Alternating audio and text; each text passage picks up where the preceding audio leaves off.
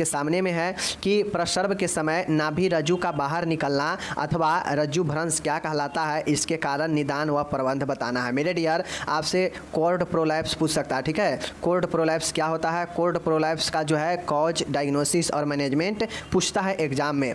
और आप लोग को मैं इससे पहले जितना भी क्वेश्चन कराया हूँ उसमें एक कॉर्ड प्रोलैप्स बहुत कॉमन बात आता था कि कॉर्ड प्रोलैप्स। तो आखिर यह कॉर्ड प्रोलैप्स होता क्या है, चलिए आज जान ही लेते हैं। मेरे डियर, कॉर्ड प्रोलैप्स यानी जिसको हम लोग रज्जु भ्रंश कहते हैं, यह एक इमरजेंसी प्रस्तुतिक अवस्था है। मतलब यह एक अब्स्ट्रैक्ट जो है अवस्था होता है जहाँ पे एमनियोटिक झिल्ली फटने के पश्चात शिशु के प्रस्तुति भाग के आगे जो है रज्जु मौजूद होता है, अम्बिलिकल कॉर्ड मौजूद होता है। इस स्थिति को रज्जु भ्रंश कहते हैं। नाभि नाल योनि में या बलवा से बाहर दिखाई पड़ता है। नाभि नाल जो होता है यह योनि में या बलवा से बाहर दिखाई पड़ता है। अब चलिए इसको फिगर के माध्यम से देखिए तो ज़्यादा समझ में आ जाएगा।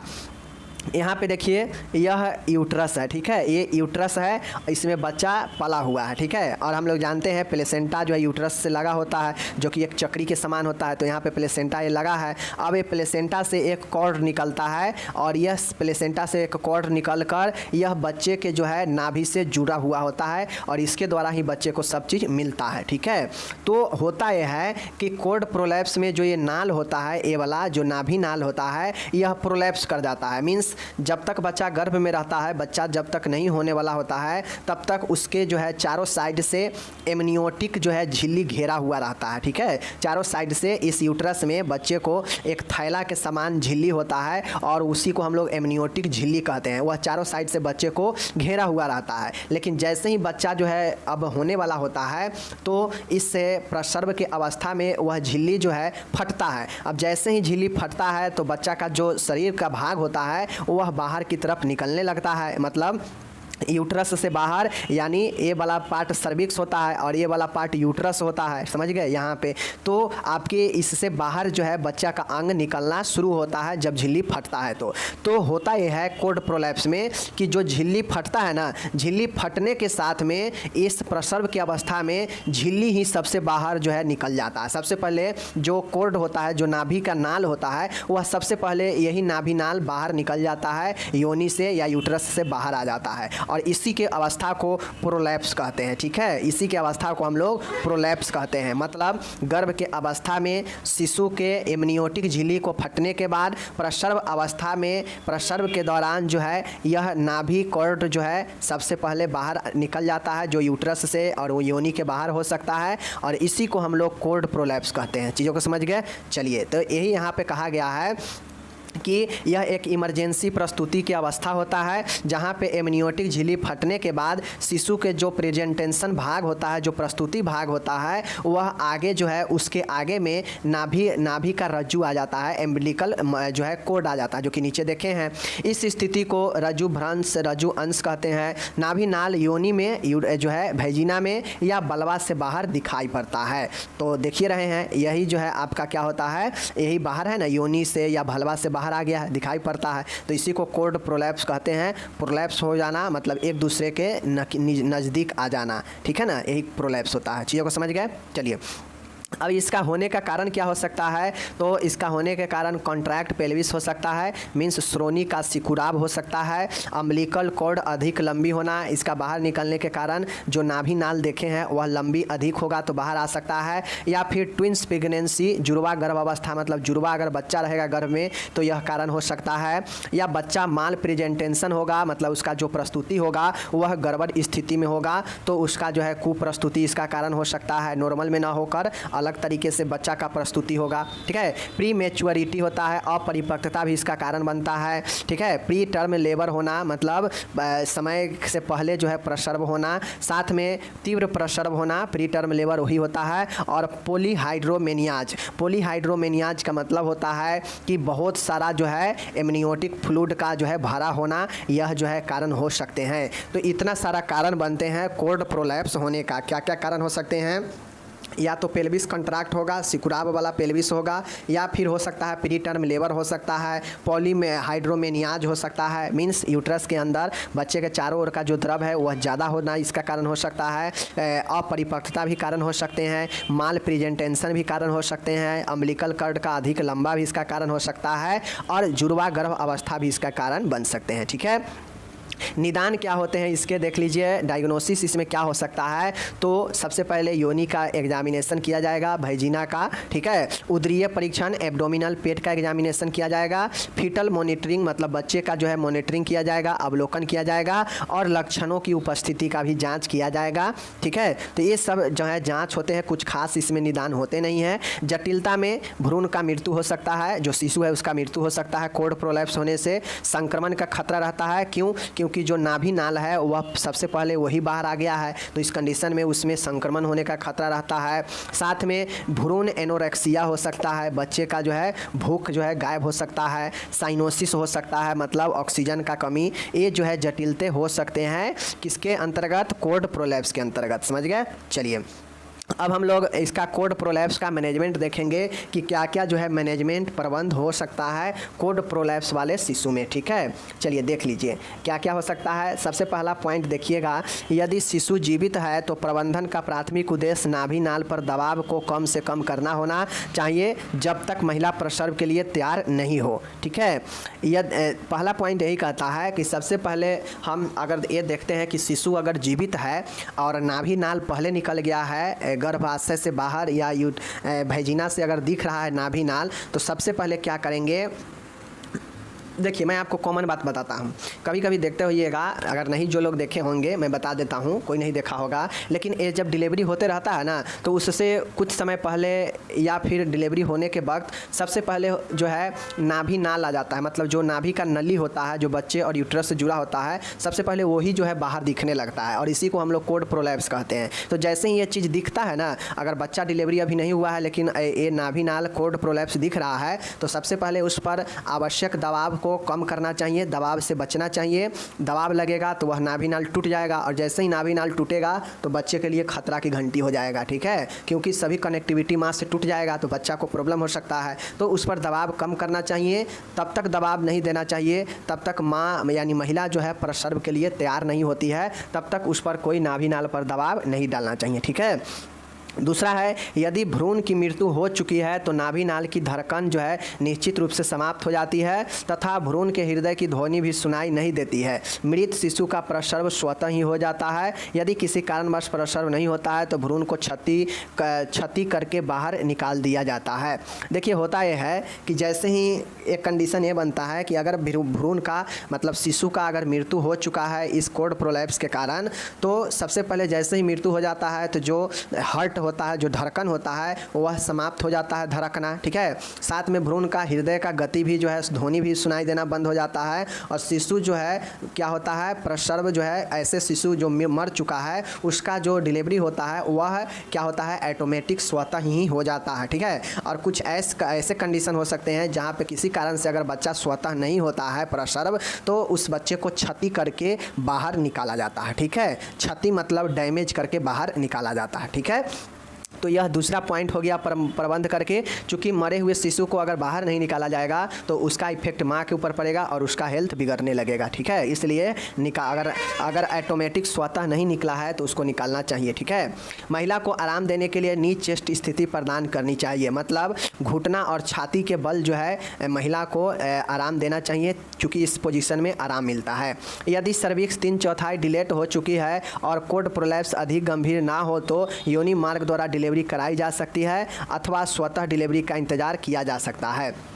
होता है कभी कभी कि आपके कुछ ऐसे कंडीशन के कारण कोर्ड प्रोलैप्स हो जाता है, मतलब नाभि का जो नली है वह बाहर निकल गया है, लेकिन इस कंडीशन में समय पूर गया रहता है डिलीवरी का, तो जो सर्विक्स होता है जो यूट्रस और वैजिना के बीच में दीवार का काम करता है वह भी धीरे धीरे डिलाइट हो जाता है, फैलाव हो जाता है 3/4, मतलब 4 हिस्सा में से 3 हिस्सा फैल गया रहता है। तो जैसे ही अगर 3/4 फैल गया रहता है, सर्विक्स डिलेट हो चुका होता है, तो कोर्ड प्रोलैप्स बाहर निकल गया होगा। तो इस कंडीशन में अगर कोर्ड प्रोलैप्स में कोई गंभीर जो है प्रॉब्लम ना है तो नॉर्मल डिलीवरी का इंतज़ार करेंगे, और नॉर्मल डिलीवरी योनि मार्ग से ही होता है, तो इस चीज़ का इंतज़ार करेंगे। ठीक है, कब? जब सर्विक्स जो है 3/4 डिलेट हो चुका रहेगा, तो समझ गए ना। डिलेट मतलब क्या होता है? विस्तारण होना, ठीक है, फैलाव होना। यदि सर्विक्स पूर्ण रूप से डिलेट हो चुका हो तो एपिसियोटोमी भी की जा सकती है। अगर सर्विक्स पूर्ण रूप से अगर डिलेट हो चुका है तो उसे एपिसियोटोमी भी कर सकते हैं। ठीक है, एपिसियोटोमी कर सकते हैं। नेक्स्ट है, यदि शिशु की प्रस्तुति सेफ्लिक हो तो फॉरसेप्स डिलीवरी व बेंटोज डिलीवरी की जानी चाहिए। अगर बच्चा का जो स्थिति है, जो पोजीशन है, जिसको हम लोग प्रस्तुति कहते हैं, वह अगर सिफिलिक जो है पोजीशन में होगा, प्रेजेंटेशन अगर उसका सिफेलिक है, तो फॉरसेप्स डिलीवरी या फिर बेंटोज डिलीवरी का जो है इस्तेमाल हम लोग कर सकते हैं। कब? जब बच्चे का जो प्रेजेंटेशन है वह सिफेलिक होगा तब। ठीक है। 7वां देखिएगा, भ्रूण को हाइपोक्सिया की स्थिति से बचाने के लिए महिला को ऑक्सीजन देनी चाहिए। अब हो सकता है कोर्ड प्रोलैप्स बाहर आने से बच्चा में हाइपोक्सिया हो जाए, ऑक्सीजन का कमी हो जाए। चूँकि ऊपर देखे हैं लक्षण में कि कारण में देखे हैं कि इसका कारण एक साइनोसिस भी हो सकता है, मीन्स देह नीलता। तो इस कंडीशन में हाइपोक्सिया होता है, मतलब ऑक्सीजन का कमी होता है, तो बच्चे को जो है, महिला को ज़्यादा से ज़्यादा ऑक्सीजन देंगे। ठीक है। कोर्ड प्रोलैप्स में शिशु जन्म के बाद शिशु को रक्त की कमी से बचाने के लिए ऑक्सीजन कैनुला की सहायता से ऑक्सीजन प्रदान करनी चाहिए, वह शिशु को इनक्यूबेटर में रखनी चाहिए। अब कोर्ड प्रोलैप्स वाले बच्चा में, मतलब जिसका अगर कोर्ड पहले आ चुका है उसके निकलने से पहले, तो इस कंडीशन में उसको रक्त का कमी से बचाने के लिए ऑक्सीजन के लिए ऑक्सीजन कैनुला के द्वारा ऑक्सीजन प्रदान करेंगे। वह शिशु को होने के बाद उसे इनक्यूबेटर उद्भवन पात्र में रखेंगे। और उद्भवन पात्र में क्यों रखते हैं? ताकि उसका एक नॉर्मल तापमान, समान तापमान बच्चे को मिल सके, आर्द्रता जो है मिल सके। ठीक है। तो यह जो है ये काम करेंगे, इस प्रकार से मैनेजमेंट करेंगे कोर्ड प्रोलैप्स वाले शिशु में या माता में। ठीक है, कोई दिक्कत नहीं है। चलिए अब हम लोग चलते हैं नेक्स्ट क्वेश्चन की तरफ। ठीक है, यहाँ पे आपके इंग्लिश दिए गए हैं, कंप्लीट इंग्लिश दिए गए हैं। आप लोग इंग्लिश में इसको अच्छे से देख लीजिएगा, समझ लीजिएगा, कोई दिक्कत नहीं होने वाला है। ठीक है। चलिए अब एक क्वेश्चन यहाँ पे जो दूसरा क्वेश्चन हम लिए हैं बहुत शानदार है, VVI यह क्वेश्चन है, देख लीजिएगा। शॉर्ट क्वेश्चन के लिए आपसे क्वेश्चन पूछ सकते हैं कि टीनेज गर्भ अवस्था क्या होता है, टीनेज गर्भ अवस्था का क्या कारण, क्या जटिलता, क्या निदान और क्या प्रबंध होता है, आपको बताने के लिए पूछ सकता है टीनेज प्रेगनेंसी के बारे में। अगर आपसे 5 नंबर में सिर्फ और सिर्फ टीनेज प्रेगनेंसी के बारे में पूछे तो कैसे लिखेंगे, चलिए देखते हैं। मेरे डियर, टीनेज प्रेगनेंसी यानी टीनेज गर्भ अवस्था का मतलब होता है यदि कोई स्त्री 18 वर्ष से कम आयु की हो और वह गर्भ धारण कर लेती हो तो इसको ही हम लोग टीनेज प्रेगनेंसी अथवा एडोलेसेंट प्रेगनेंसी कहते हैं। तो आज के बाद अगर कोई आपको कहेगा कि टीनेज प्रेगनेंसी का मतलब क्या है, तो सीधा कहिएगा कि टीनेज प्रेगनेंसी का मतलब होता है कि वैसा एज जहाँ जो एज अभी प्रेगनेंसी के लिए नहीं हो लेकिन फिर भी वह महिला प्रेगनेंसी गर्भ धारण कर लेती है, तो उसी को हम लोग टीनेज प्रेगनेंसी कहते हैं। नॉर्मली तौर पे अगर किसी का एज 18 वर्ष से कम है तो वैसे स्थिति में हम लोग उसको टीनेज प्रेगनेंसी कहते हैं। ठीक है, यानी एडोलेसेंट प्रेगनेंसी या टीनेज प्रेगनेंसी कहते हैं। समझ गए चीज़ को। चलिए, चूँकि 18 वर्ष से कम स्थिति में हम लोग शादी विवाह कानूनी रूप से भी वैध है और ऐसे में गांव के लोग कर ही लेते हैं, तो इस कंडीशन में 18 वर्ष से कम उम्र में अगर वह प्रेग्नेंट हो जाती है तो उसे हम लोग टीनेज प्रेगनेंसी कहते हैं। ठीक है, टीनेज प्रेगनेंसी को हम लोग एडोलेसेंट प्रेगनेंसी या टीनेज प्रेगनेंसी भी कहते हैं, ध्यान में रखिएगा। ओके, अब इसके क्या क्या कारण हो सकते हैं टीनेज प्रेगनेंसी का, तो देखिए दोस्तों, टीनेज प्रेगनेंसी होने का एक कारण हो सकता है कि कम आयु में ही विवाह हो जाना, मतलब कम उम्र में विवाह होना। अज्ञानता के कारण हो सकता है कि अगर मान के विवाह हो भी गया तो इतना ज्ञान नहीं होगा कि अगर हम अभी कम उम्र में प्रेग्नेंट होते हैं या प्रेगनेंसी होता है तो क्या क्या प्रॉब्लम का सामना हो सकता है, इसका अज्ञानता भी ये हो सकता है कारण।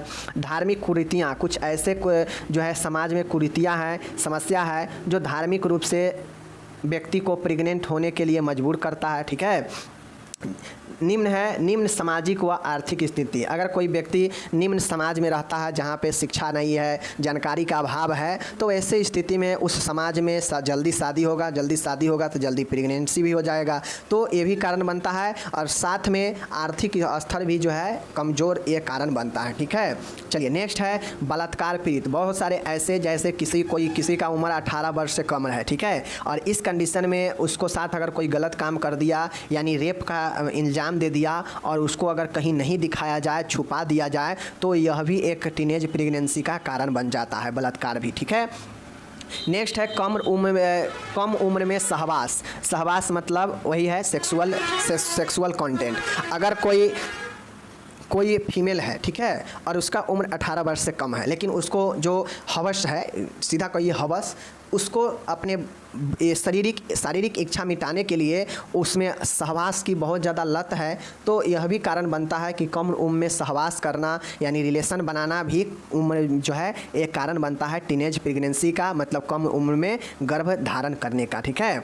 नेक्स्ट है गर्भ निरोधक साधन का प्रयोग नहीं करना। एक तो कम उम्र में शादी हो गया है और उसका जानकारी भी नहीं है, और इस कंडीशन में अगर गर्भ निरोधक का उपयोग नहीं किया जाएगा तो यह कारण बनेगा प्रेगनेंसी का। और जैसे ही 18 वर्ष से कम उम्र की महिला अगर प्रेगनेंसी धारण करती है तो उसको हम लोग क्या कहते हैं, टीनेज प्रेगनेंसी या एडोलेसेंट प्रेगनेंसी कहते हैं। कोई दिक्कत नहीं है, चीज़ों को समझ गए क्या क्या कारण हो सकते हैं। तो इसका कारण आप नॉर्मली अपने मन से समाज में देख रहे चीज़ों को भी आप लिखेंगे तो कारण इसका हो जाएगा। ठीक है, कोई दिक्कत नहीं। आपको यहाँ पे इंग्लिश भी दिया गया है, इस सब चीज़ों को देख लीजिएगा। ठीक है, चलिए अब देखिए कोई ऐसे है जो टीनेज प्रेगनेंसी का क्या क्या जटिलता कॉम्प्लिकेशन हो सकता है, यानी 18 वर्ष से कम उम्र में अगर कोई प्रेग्नेंट हो जाती है तो क्या क्या उसके अंदर और ज़्यादा समस्या यानी जटिलता हो सकता है। देखिए सबसे पहले रक्त की कमी होगा, क्योंकि हम लोग जानते हैं कि जैसे ही प्रेग्नेंट होती है महिलाएं तो कुछ महीनों के बाद जैसे ही डिलीवरी होता है तो डिलीवरी होने के कुछ सप्ताह तक बाद जो है ब्लीडिंग होते रहता है, तो उससे एनीमिया हो जाएगा। ठीक है ना, तो ये कंडीशन बनता है, रक्त की कमी हो सकता है। नेक्स्ट है प्रीमेच्योर झिल्ली फट जाने से। इसका जटिलता ये भी होगा कि समय से पहले इसका झिल्ली जो है यूट्रस का जहाँ पे बच्चा को घेर कर रखता है जो झिल्ली, वह समय से पहले ही फट जाएगा, क्योंकि उसको उम्र पूरा नहीं रहेगा तो मैच्योर नहीं होया रहेगा। ठीक है ना, समय से पूर्व प्रसव, इसका एक जटिलता ये भी हो सकता है कि जो कम उम्र में जो है प्रेगनेंसी हो जाएगा, गर्भधारण कर लेगी, तो उसको समय से पहले ही उसका जो है डिलीवरी भी हो सकता है, यह भी एक जटिलता हो जाएगा। प्लेसेंटा प्रेविया हो सकता है, मतलब प्लेसेंटा का पृथक्करण हो सकता है। ठीक है ना, मतलब प्लेसेंटा जो है जो नॉर्मल तौर पे होनी चाहिए वह नॉर्मल से अलग जाकर जो है अपना जगह बना लेगा। ठीक है ना, गर्भपात भी हो सकता है, एबॉर्शन, लंबी प्रसव अवधि भी हो सकता है, मतलब वह लंबे अवधि से उसके में डिलीवरी हो सकता है, डिलीवरी होने में लंबा अवधि लग सकता है। बर्थ इंजरी, जन्म के समय बच्चे को क्षति पहुंच सकता है। जनन मार्ग का समस्या हो सकता है, जनन मार्ग में चोट लग सकते हैं। ठीक है, साथ में मनोविकार हो सकता है, जैसे आत्महत्या की कोशिश और डिप्रेशन, चूँकि बहुत लोग को पता नहीं रहता है कि जो है हम कैसे प्रेगनेंसी को रोकेंगे। शादी तो हो गया है जल्दी, बट हमें अभी प्रेग्नेंट नहीं होना है, हमें इसको रोकना है, लेकिन उन्हें पता ही नहीं रहता कि कैसे हम इनको रोके, क्या क्या चीज़ करेंगे कि अभी प्रेगनेंस नहीं हो पाएंगे। लेकिन उनके मन नहीं रहता है, लेकिन उनको पता ना होने के कारण, अज्ञानता होने के कारण वह प्रेग्नेंट हो जाती है कम उम्र में ही, 18 वर्ष से पहले ही। तो इस कंडीशन में उसका जो मन होता है बेचैन होने लगता है, मन करता है, चूँकि प्रेगनेंटी टाइम में बहुत ज़्यादा समस्या होता है और वह उसका कम उम्र है, तो उस कंडीशन में उससे आत्महत्या की कोशिश आ सकता है, डिप्रेशन में जा सकता है इस चीज़ को लेकर कि हम अभी कम उम्र में ही क्यों प्रेग्नेंट हो गए हैं, क्यों प्रेगनेंसी रख लिए हैं, ऐसा तमाम ख्यालें आ सकता है, यानी मनोविकार उसमें हो सकता है जटिलता के रूप में। नेक्स्ट है बहुत जल्दा समय जो है मॉर्निंग के समय में उल्टी होगा, साथ में एब्डोमिनल पाल्पेशन हो सकता है, मतलब उधर जो है बहुत ज़्यादा पेट जो नहीं होता है, लोग नहीं कहता था गांव में कि इसका पेट जो है मार रहा है, पेट जो है इसका क्या हो रहा है, धड़क रहा है, तो उदरीय एब्डोमिनल पाल्पेशन हो सकता है।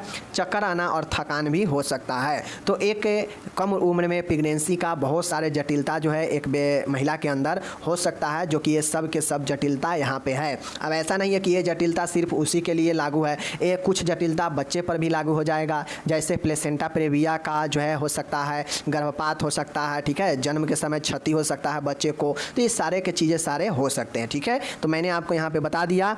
अब यहाँ पे हम लोग चलेंगे नेक्स्ट, इसका हम लोग निदान देखेंगे, डायग्नोसिस देखेंगे। तो अगर किसी को टीनेज प्रेगनेंसी होता है तो उसके डायग्नोसिस में क्या क्या हो सकता है देख लीजिए। सबसे पहले मासिक धर्म का इतिवृत्ति लेना, history of mensuration. History of mensuration का मतलब होता है कि मासिक धर्म कब से बंद है, कब से चालू है, क्या है नहीं है, इसके बारे में इतिवृत्ति इतिहास लिया जाएगा। तो यह भी एक कारण हो गया। नेक्स्ट है उसके यूरिन का टेस्ट किया जाएगा, फीमेल का ब्लड टेस्ट किया जाएगा, USG किया जाएगा यानी अल्ट्रासाउंड, और एक्सरे भी किया जा सकता है। यानी ये सब जो है इतिहास है, मीन्स ये सब डायग्नोसिस है एक कम उम्र के लेडीज़ के लिए। या फिर देखिए ऐसा नहीं है कम उम्र के लेडीज़ का प्रेग्नेंट हो या नॉर्मल प्रेगनेंसी हो, इस दोनों में डायग्नोसिस तो सेम ही होगा। चूँकि चेक करना है तो चेक किसको किया जाएगा, उसके शारीरिक स्थिति को ही, उसके बच्चे को स्थिति को ही चेक किया जाएगा। तो यह एक नॉर्मल प्रेगनेंसी हो या टीनेजर प्रेगनेंसी हो, दोनों में डायग्नोसिस समान ही होगा, दोनों के लिए समान डायग्नोसिस दिया जाएगा। जैसे यूरिन जाँच, ब्लड जाँच, हिस्ट्री ऑफ मेंसुरेशन, ठीक है, USG, अल्ट्रासाउंड, वही एक्सरे, ये सब नॉर्मल है। ठीक है, अब रही बात हम उसका मैनेजमेंट कैसे करेंगे। कोई कम उम्र में अगर प्रेगनेंसी को धारण कर रखी है तो उसका हम मैनेजमेंट कैसे करेंगे, प्रबंध कैसे करेंगे, इस चीज़ को चलिए हम एज ए नर्स देखते हैं। सबसे पहले टीनेज प्रेगनेंसी में माँ तथा शिशु दोनों को ही खतरा रहता है, इसलिए इस स्थिति की रोकथाम आवश्यक है। सबसे पहले अगर कोई टीनेज प्रेगनेंसी रख ली है, उसको प्रेग्नेंट हो चुकी है, 18 वर्ष से कम उम्र के ही है, तो इस कंडीशन में माँ और बच्चे दोनों को समान खतरा जो है रहता है, इसलिए इस खतरे को रोकथाम की आवश्यक जो है रोकथाम करनी चाहिए। ठीक है, नेक्स्ट है लड़कियों को टीनेज प्रेगनेंसी की हानियाँ समझानी चाहिए। अब जो भी फीमेल है, जो फीमेल में जो गर्ल है, कुछ जो गर्ल शादीशुदा नहीं है या फिर जो गर्ल जो गलत झांसे में आकर लड़के के साथ गलत रिलेशन में आ जाती है, तो इससे भी टीनेज प्रेगनेंसी हो सकता है। तो सबसे पहले चीज़ें है गर्ल को, लड़कियां को ये चीज़ को समझानी चाहिए कि टीनेज प्रेगनेंसी होने की क्या हानियां होता है, ताकि वो इस चीज़ से बच के भविष्य में रहे। ठीक है, नेक्स्ट है लड़कियों के लिए विवाह की निर्धारित उम्र 18 वर्ष से कम में शादी नहीं करनी चाहिए, ये चीज़ को ध्यान में रखें। अब निर्धारित कितना है, 18 वर्ष लड़कियों के लिए, बट अब हाल ही में सुनने में आ रहा है कि लड़कियों के लिए 21 साल कर दिया गया है। तो ऐसे में जो भी एक निम्न उम्र सीमा है जो निर्धारित है सरकार के द्वारा, चाहे वो 18 हो या 21 हो, इसके नीचे जो है क्या करनी चाहिए, विवाह नहीं करनी चाहिए। चूँकि विवाह हो जाएगा तो नॉर्मली सी बातें हैं कि प्रेगनेंसी भी 1-2 साल में होना एकदम बन ही जाता है संभावना। तो सबसे पहले जो चीज़ें हैं विवाह को ही कम उम्र में नहीं करें, ताकि टीनेज प्रेगनेंसी का खतरा ही कम हो जाए। ठीक है, नेक्स्ट प्रबंध हम लोग कर सकते हैं कि सुरक्षित जो है सेक्स को प्रोत्साहित करना चाहिए, वह किशोरों को सेक्स शिक्षा उपलब्ध करनी चाहिए। सबसे पहली चीज़ें हैं कि जो रिलेशन बनता है वह सिक्योर होना चाहिए। सिक्योर रिलेशन बनाने के लिए जो है मोटिवेशन करना चाहिए, प्रोत्साहित करना चाहिए। और जो किशोर होते हैं, मतलब जो एडल्ट है, जो वयस्क हैं, उनमें सेक्स शिक्षा की उपलब्ध जानकारी देनी चाहिए, ताकि वो कोई गलत तरीके से काम ना करे और फिर आगे इसको भुगतना ना पड़े। इस चीज़ को जानकारी जरूर देनी चाहिए। नेक्स्ट है बलात्कार पीड़ित में गर्भधारण हो जाने पर गर्भपात द्वारा गर्भ अवस्था को समाप्त कर देना चाहिए। अब आप लोग को मैं एबॉर्शन पढ़ा चुका हूँ कि एबॉर्शन में क्या क्या चीज़ें होते हैं, कैसे प्रबंध होता है, लेकिन आपको यहाँ पर समझना पड़ेगा कि अगर कोई रेप के पीड़ित है, रेप पीड़िता है, बलात्कार पीड़ित है, तो इस कंडीशन में अगर उस प्रेग्नेंट हो जाती है, गर्भधारण वो उसको हो जाता है, तो एबॉर्शन के द्वारा, गर्भपात के द्वारा गर्भ अवस्था को समाप्त कर देना चाहिए। क्योंकि आगे चल के इसका हानि ही होगा, चाहे उसको सामाजिक रूप से या फिर उसके खुद के शरीर के रूप से हानि ही होगा, तो इसको एबॉर्शन के द्वारा समाप्त कर देनी चाहिए। ठीक है, छठा देखिएगा समुदाय व क्षेत्र विशेष की पहचान करनी चाहिए। जहां टीनेज गर्भ अवस्था की दर अधिक है, वहां गृह मुलाकात कर इसकी हानियां को समझानी चाहिए। अब एक नर्स आपको ये चीज़ को ध्यान में रखना चाहिए कि आपके समुदाय या क्षेत्र में, किस क्षेत्र में या समुदाय में सबसे ज़्यादा लोग जो है टीनेज गर्भ अवस्था का है, मतलब कम उम्र में लोग प्रेग्नेंट हो जा रहा है, यह कौन से एरिया में सबसे ज़्यादा है। जिस भी एरिया में ऐसा लगे वहाँ जाकर जो है लोगों के बीच में इसकी हानियाँ के बारे में बतानी चाहिए कि अगर आप कम उम्र में ऐसा कर रहे हैं तो क्या क्या हानियां होगा आगे। ठीक है, नेक्स्ट है यदि गर्भ अवस्था को पूर्ण करना आवश्यक हो तो प्रसव पूर्व व प्रसव पश्चात सभी देखभाल आवश्यक रूप से करें। अब मान गए गलत में ही सही, लेकिन अगर कोई ऐसे फीमेल है या गर्ल है जो चाहती है कि नहीं हमें इससे रखना ही है, गर्भ को रखना ही है, भले हमारे साथ गलत क्यों नहीं हो गया है, हम इसका बदला बाद में लेंगे, उससे हमें अभी रखना है ये प्रेगनेंसी। तो इस कंडीशन में प्रेगनेंसी के पहले यानी डिलीवरी के पहले और डिलीवरी के बाद पूर्ण देखभाल जो है आवश्यक होता है टीनेज प्रेगनेंसी में। ठीक है, तो ये 7वां पॉइंट हो गया। नेक्स्ट है 8वां पॉइंट देखिएगा प्रसव कुशल मिडवाइफ द्वारा ही कराया जाना चाहिए।